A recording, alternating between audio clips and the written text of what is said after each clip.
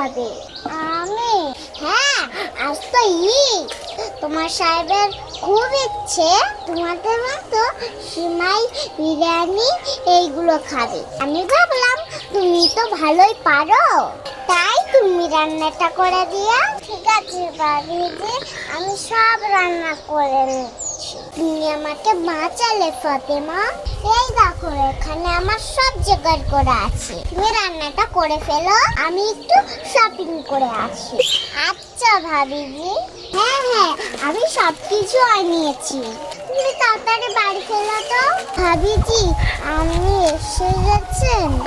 আমার সব রান্না হয়ে গেছে, তাহলে এবার আসছি। আরে ফাতেমা, দাঁড়াও দাঁড়াও। এই নাও, আমি যে এত কষ্ট করে বাজার করে আনলাম, এগুলো না নিয়েই চলে যাচ্ছ তুমি আমার জন্য? হ্যাঁ ফাতেমা, এতে তোমার মেয়ের আর বরের জামা আছে, আর এটা তোমার শাড়ি। কিন্তু ভাবিজি, আপনি এগুলো করতে গেলেন কেন? আমি তো নিজেই কিনে নিতাম।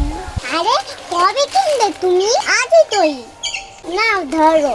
আমি তোমার আর মালতীর কথা শুনেছিলাম গল্পে। আরে ফাতেমা, ফোনটা তুলবি তো? তোর কোনো দরকারি ফোন তো হতে পারে।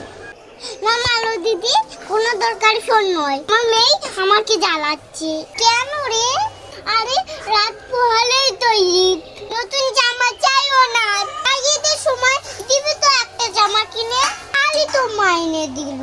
ভাবিজি কাল আমাকে মাইনে দিয়েছে, সেটা দিয়েই তো গুড়িয়ার বাপের ওষুধগুলো কিনলাম। এখন হাতে একটাও টাকা নেই। তারপরে ওই মেয়ে, জামা দাও, ভালো মন্দ খেতে দাও, আমাকে একবারে জ্বালিয়ে দিচ্ছি। তা বলে মেয়েটা একটা নতুন জামা পাবে না এই ঈদে?